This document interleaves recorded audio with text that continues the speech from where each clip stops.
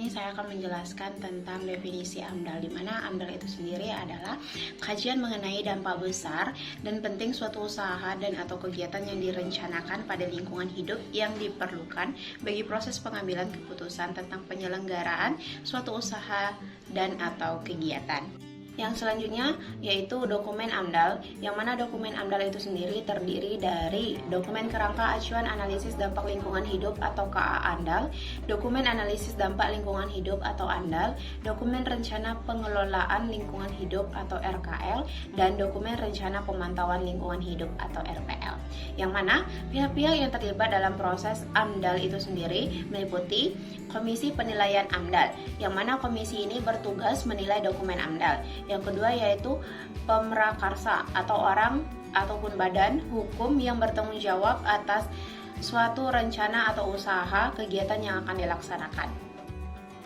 Dan yang terakhir yaitu masyarakat yang berkepentingan, di mana masyarakat yang terpengaruh atas segala bentuk keputusan dalam proses AMDAL. Yang C yaitu maksud pekerjaan penyusunan AMDAL adalah untuk mengidentifikasi kegiatan proyek pada beberapa tahap, antara lain prakonstruksi, konstruksi, operasi, dan pasca operasi, terutama pada aspek yang diperkirakan akan menimbulkan dampak penting terhadap lingkungan. Selanjutnya, mengidentifikasi rona awal terkait dengan area kegiatan proyek, baik di tampak proyek maupun di sekitar lokasi proyek. Yang selanjutnya, memperkirakan dan mengevaluasi dampak penting dan timbal balik antara lingkungan dan kegiatan proyek. Selanjutnya, menyusun rencana lingkungan dan rencana pemantauan lingkungan untuk melaksanakan pengelolaan lingkungan. Dan yang D adalah AMDAL berguna untuk membantu proses pengambilan keputusan tentang kelayakan rencana proyek, memberi masukan untuk penyusunan desain ranci proyek berkaitan dengan peralatan pengelolaan dan perlindungan lingkungan, menjadi arahan bagi pemrakarsa dalam melaksanakan pengelolaan dan pemantauan lingkungan, memberi informasi kepada masyarakat dan pihak yang terkait mengenai rencana kegiatan, bahan bagi perencanaan pembangunan wilayah, membantu proses pengambilan keputusan tentang kelayakan lingkungan hidup dari rencana, usaha, dan atau kegiatan. Selanjutnya, memberi masukan untuk penyusunan desain rinci teknis dari rencana usaha dan atau kegiatan, memberi masukan untuk penyusunan rencana pengelolaan dan pemantauan lingkungan hidup, dan yang terakhir, memberi informasi kepada masyarakat dampak yang ditimbulkan dari suatu rencana usaha. Baik, di sini saya akan menjelaskan tentang ruang lingkup AMDAL. Ruang lingkup studi AMDAL yang harus dilaksanakan meliputi pekerjaan persiapan, pengumpulan data, deskripsi kegiatan, informasi rencana kegiatan kepada masyarakat, pengumpulan data sekunder. Dan selanjutnya di sini ada F, proses penulisan atau screening wajib AMDAL. Yang pertama ada proses pengumuman dan konsultasi masyarakat, dan yang kedua ada penyusunan dan penilaian KA AMDAL atau scoping, dan yang ketiga proses seleksi kegiatan wajib AMDAL. Dan selanjutnya ada G, ISO 14000 tentang manajemen mutu lingkungan. ISO 14000 series merupakan seperangkat standar internasional di bidang manajemen lingkungan yang dimaksud untuk membantu organisasi di seluruh dunia dalam meningkatkan aktivitas kegiatan pengolahan lingkungan. H. Pihak berkompeten dalam AMDAL. Pihak yang bertanggung jawab terhadap penilaian AMDAL adalah pemerintah, dalam hal diwakili oleh Kementerian Lingkungan Hidup, Bakosurtanal, dan semua pemerintah daerah, khususnya Badan Pengelola Lingkungan Hidup Daerah atau disingkat BPLHD, yang ada pada masing-masing daerah. I. Pertimbangan-pertimbangan dalam penilaian AMDAL. Yang pertama, keseimbangan lingkungan proyek. Keseimbangan lingkungan menjadi suatu pertimbangan penting. Proyek tersebut layak diwujudkan atau tidak perlu diwujudkan. Jika proyek tersebut mengganggu keseimbangan lingkungan, maka rencana proyek tersebut perlu ditunda dulu, bahkan digagalkan terlebih dahulu jika memang fatal dampaknya. Yang kedua, tersedianya rencana induk pengembangan. Rencana induk pengembangan ini berfungsi sebagai upaya menjaga keseimbangan lingkungan serta menjaga keserasian kawasan proyek dengan aspek sosial budaya pada kawasan sekitar proyek. Yang ketiga, konteks sosial budaya pada kawasan proyek dan sekitarnya. Kawasan proyek sebagai bagian dari kawasan sosial budaya, masyarakat sekitar perlu menghargai, melestarikan, dan menjaga pemeliharaan kawasan sosial budaya masyarakat sekitar sebagai refleksi proyek yang berwawasan lingkungan. Misalnya, pelestarian potensi budaya, pelestarian peninggalan budaya yang bernilai sejarah, jalur-jalur historis bangsa, membangun prasarana pengembangan sistem dan pemasaran hasil ekonomi, serta sosial dan budaya masyarakat sekitar, dan sebagainya. Hakikat eksternalitas. Eksternalitas adalah suatu efek samping dari suatu tindakan pihak tertentu terhadap pihak lain, baik dampak yang menguntungkan maupun yang merugikan.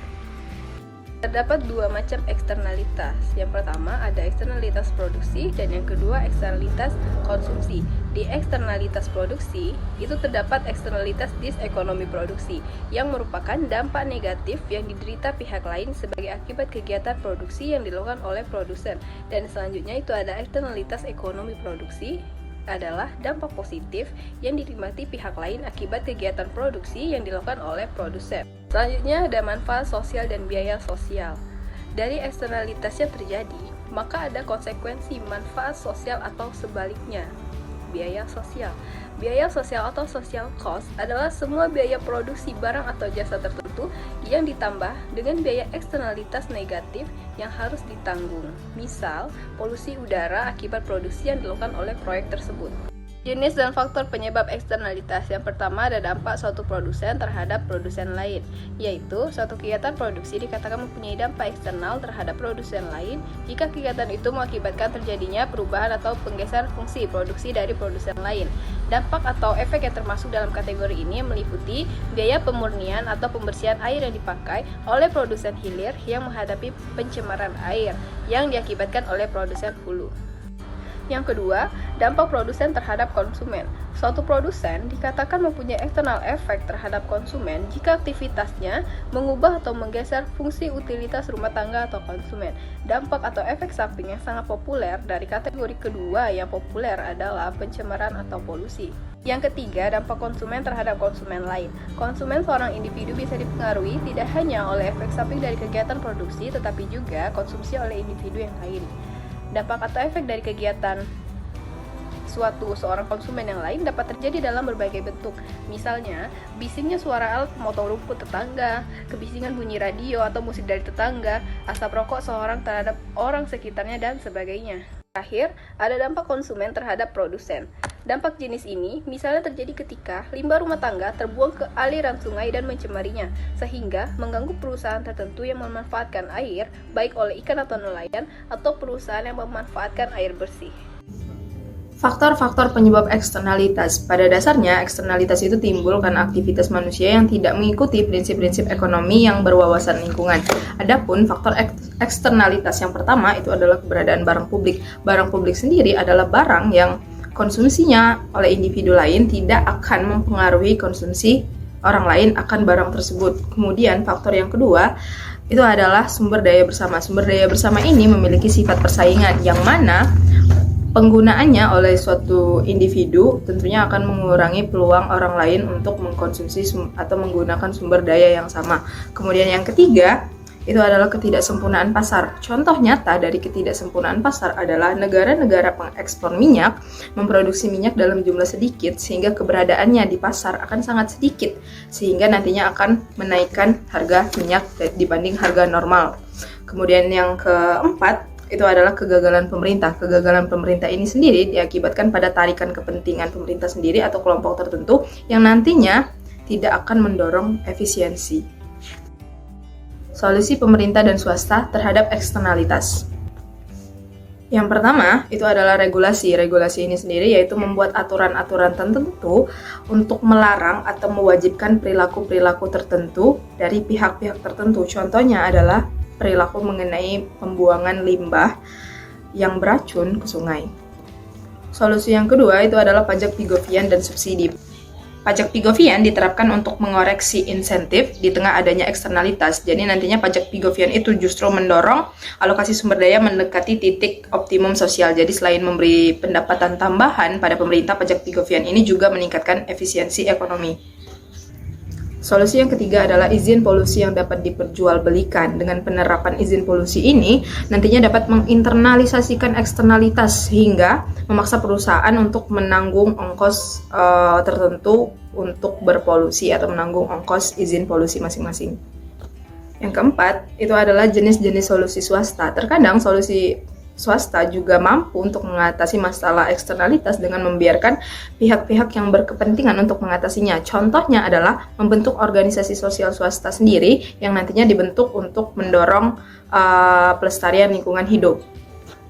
Solusi yang terakhir adalah teorema Coase yang menyatakan bahwa pihak pribadi atau swasta dapat mengatasi sendiri masalah eksternalitas yang muncul di antara mereka. Jadi terlepas dari distribusi hak pada awalnya, pihak yang berkepentingan selalu berpeluang mencapai kesepakatan yang nantinya akan menguntungkan semua pihak, dan ini merupakan pemecahan yang efisien.